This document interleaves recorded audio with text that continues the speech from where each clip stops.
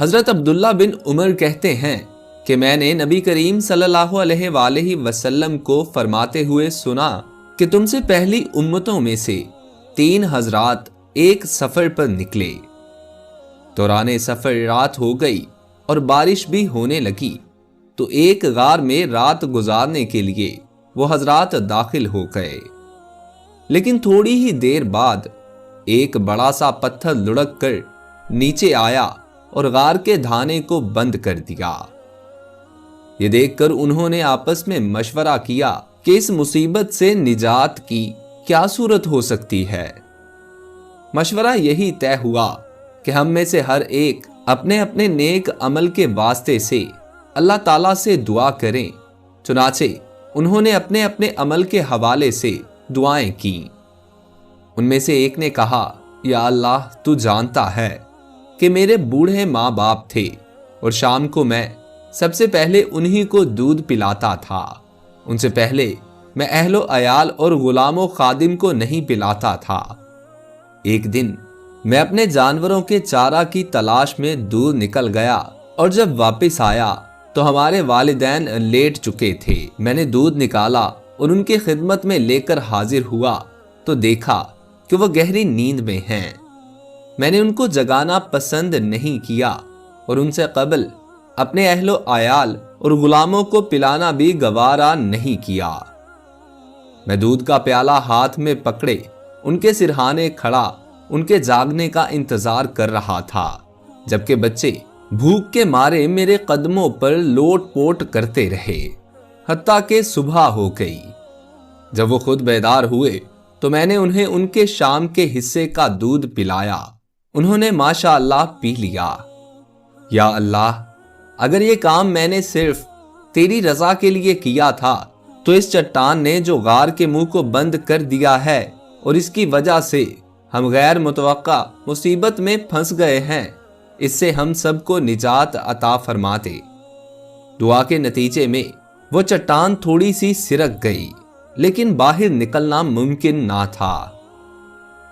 اب دوسرے شخص نے دعا کی، یا اللہ، میری ایک چچا زاد بہن تھی جو مجھے بہت زیادہ محبوب تھی، حتیٰ کہ وہ محبت اپنے انتہا کو پہنچ چکی تھی۔ ایک مرتبہ میں نے اس سے اپنی نفسانی خواہش پوری کرنے کا ارادہ کیا، لیکن وہ آمادہ نہیں ہوئی اور انکار کر دیا، حتیٰ کہ ایک وقت آیا کہ قحط سالی نے اسے میرے پاس آنے پر مجبور کر دیا۔ میں نے اسے اس شرط پر 120 دینار دیے کہ وہ اپنے نفس پر مجھے قدرت دے دے۔ وہ آمادہ ہو گئی۔ جب میں تنہائی میں اسے لے گیا اور وہ میرے قابو میں آ گئی تو اس نے کہا کہ اللہ سے ڈر اور اس مہر کو ناحق مت توڑ۔ اس کے ان الفاظ نے یا اللہ تیرا خوف میرے اوپر طاری کر دیا اور میں اس سے دور ہو گیا، حالانکہ وہ عورتوں میں مجھے سب سے زیادہ پیاری تھی۔ میں نے سونے کے وہ دینار بھی اس کے پاس چھوڑ دیے جو نفسانی خواہش کی تکمیل کے لیے اسے دیے تھے۔ یا اللہ، اگر میں نے کام تیری رضا کے لیے کیا تھا تو چٹان کی صورت سے نازل شدہ مصیبت کو تو ہم لوگوں سے دور فرما دے۔ چنانچہ وہ چٹان کچھ اور سرک گئی، لیکن باہر نکلنے کا راستہ اب بھی نہیں بنا۔ تیسرے صاحب نے دعا کی، یا اللہ، میں نے کچھ مزدوروں کو اجرت پر رکھا تھا، سب کی اجرت میں نے ادا کر دی، صرف ایک مزدور ناراض ہو کر اپنی مزدوری لیے بغیر چلا گیا۔ میں نے اس کی مزدوری سے غلہ خریدا، اسے بویا، پھر اس سے بتدریج بکری، گائے اور غلام وغیرہ خریدے، حتیٰ کہ بہت سارا مال جمع ہو گیا۔ کچھ عرصہ کے بعد وہ آیا اور کہنے لگا کہ اللہ کے بندے، مجھے میری اجرت ادا کر دے۔ میں نے کہا، یہ اونٹ، گائیں، بکریاں اور غلام جو تجھے نظر آ رہے ہیں، یہ سب تیری اجرت کا ثمر ہے، ان سب کے تم مالک ہو۔ اس نے کہا، اللہ کے بندے، مجھ سے مذاق نہ کر۔ میں نے کہا، میں تم سے مذاق نہیں کر رہا ہوں، حقیقت بیان کر رہا ہوں۔ چنانچہ میری وضاحت کے بعد وہ سارا مال لے کر چل دیا اور اس میں سے کچھ بھی نہیں چھوڑا۔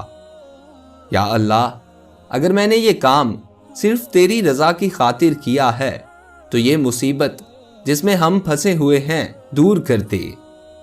پس وہ چٹان بالکل سرک گئی اور غار کا منہ کھل گیا اور سب باہر نکل آئے۔ اس واقعہ کا نتیجہ یہ نکلا کہ انسان کو یسر و سہولت کے وقت نیک اعمال پر توجہ دینی چاہیے، مامورات شریعہ کو بجا لانا چاہیے۔ اس کا فائدہ عموماً دنیا میں بھی ظاہر ہوتا ہے کہ نازک اور مشکل حالات میں اللہ تعالیٰ کی طرف سے ایسے شخص کی دستگیری ہوتی ہے اور اللہ تعالیٰ اس کا محافظ و نگران ہوتا ہے۔ دوستو آج کے لیے اتنا ہی۔ اگر آپ لوگوں کو واقعہ اچھا لگا ہو تو اس ویڈیو کو لائک کیجیے اور نئے آنے والے دوست ہمارے چینل کو سبسکرائب کر کے ساتھ لگے بیل آئیکن کو پریس کر کے آل نوٹیفیکیشنز آن کر لیجیے۔ اپنے دوست محسن رضا کو اجازت دیجیے۔